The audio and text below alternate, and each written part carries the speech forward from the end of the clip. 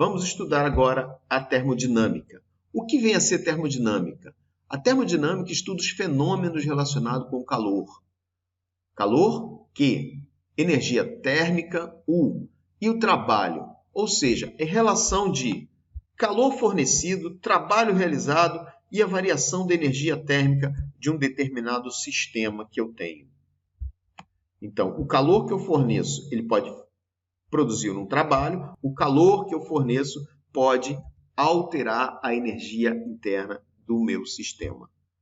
O que é trabalho? Da definição do trabalho, trabalho é força vezes deslocamento, que pressão é força sobre área. E temos que força é pressão vezes área. Isso são definições que já conhecemos. Logo, fazendo essa substituição daqui aqui em cima, é P vezes A vezes D. Porém, eu sei que A vezes uma determinada distância é um volume. Portanto, nós temos que trabalho é P vezes ΔV. Qual o objetivo de mostrar isso? Somente para ficar claro que, mesmo usando o trabalho P vezes ΔV, não fugimos da definição que a gente já tinha de trabalho. E aí nós temos um gráfico aqui, que você já conhece lá de gases, P por V, as isotermas aqui, e temos que o trabalho está associado a alguma coisa aqui dentro. Observa aqui, quando eu tenho este gráfico aí, P por V, a área deste gráfico vai me dar o trabalho. Veja, P vezes ΔV, olha aqui, ó, a pressão vezes a variação desse volume vai me dar esta área. E essa área é o trabalho. Só deixando claro, lembra que quando a gente estudou sobre trabalho, não importava a forma da curva que eu tivesse aqui, a área abaixo desta curva seria o trabalho. Da mesma forma, fizemos um exercício desta outra figura aqui. Então, tínhamos que o trabalho era força vezes deslocamento, era a área disso aqui. Veja, aqui nós temos uma força constante, mas nós temos aqui uma força variável.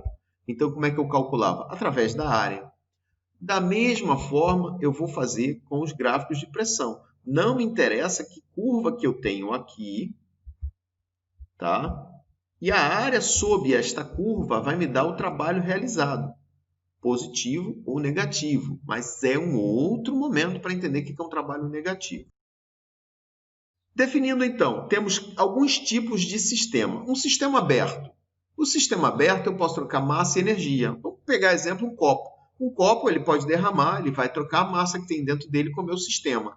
Se eu botar um copo de água quente, ele vai trocar energia com o meu sistema externo e ele vai esfriar. Se eu colocar um copo com gelo, ele vai aquecer e vai chegar na temperatura ambiente. Já temos, então, também um sistema que é chamado sistema fechado. Ele só troca energia. Veja, uma garrafinha que está gelada ali, uma garrafinha de água, se ela cair, ela não perde massa, ela só troca energia. E o outro é um chamado sistema isolado. O sistema isolado ele não troca nem massa e nem troca energia. Eu dei o exemplo ali de uma garrafa térmica. Primeira lei da termodinâmica, ou chamada lei zero da termodinâmica. Ela vem a ser zero, porque já tinha a primeira, já tinha a segunda. Pô, então vamos fazer a zero. Porque ela é muito básica. Diz o seguinte, se três sistemas apresentam-se isolados de qualquer outro universo externo, ou seja, três sistemas isolados, A, B e C, e os dois sistemas consecutivos tiverem equilíbrio térmico com o terceiro, então os dois sistemas consecutivos também estarão em equilíbrio térmico entre si. Talvez pareça um pouco difícil, mas temos lá os três sistemas A, B e C, possuem o TA, TB e TC. Então, se TA, a temperatura de A está em equilíbrio com TC, e TA está em equilíbrio térmico com TB, portanto, TB está em equilíbrio térmico com TC. Muito simples, muito óbvio, por isso ela tinha que vir antes da primeira lei. Agora, propriamente dita, a primeira lei da termodinâmica. Ela é a conservação de energia para a termodinâmica. Quando fornecemos uma certa quantidade de energia Q a um sistema, ela pode ser utilizada de duas formas. Ou ela realiza trabalho, ou ela muda a energia interna. Para a gente entender o que é energia interna, associa essa energia interna desse sistema a uma variação de temperatura. Então, Q igual trabalho mais ΔU, isso quer dizer o seguinte, eu tenho um sistema onde eu forneci calor, ele deu, vamos supor aqui que ele realizou um trabalho, e mudou a energia interna dele, no caso a temperatura. Aqui poderíamos fazer um vídeo falando somente sobre esse experimento de Joule.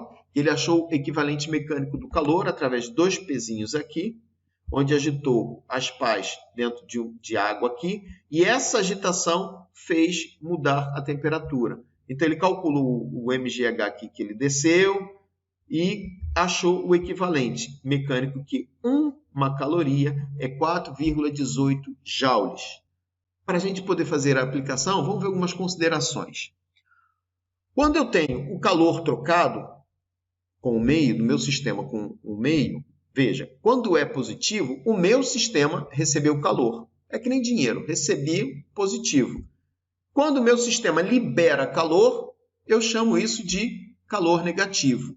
Se ele não recebeu e nem ganhou, ou não recebeu nem cedeu calor, não houve troca de calor. É Q igual a zero, é um sistema que é adiabático, não uma troca de calor com o meio. No caso do trabalho, quando o trabalho é positivo, houve uma expansão, ele cresceu. O sistema realizou trabalho crescendo. Quando o trabalho é negativo, alguém comprimiu ele, foi um trabalho exercido sobre o meu sistema, apertou ele. E se não houve trabalho, ele nem cresceu, nem diminuiu, não teve trabalho, não realizou trabalho, o trabalho é zero.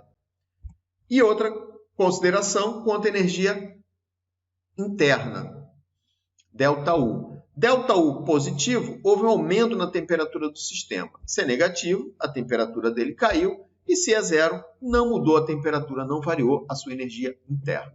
Tá? São essas considerações para a gente poder ver algumas aplicações da termodinâmica. Transformações isotérmica, isobárica e isovolumétrica. Como já temos 7 minutos de vídeo, vou dar uma paradinha e vamos começar na segunda parte para ficar mais tranquilo.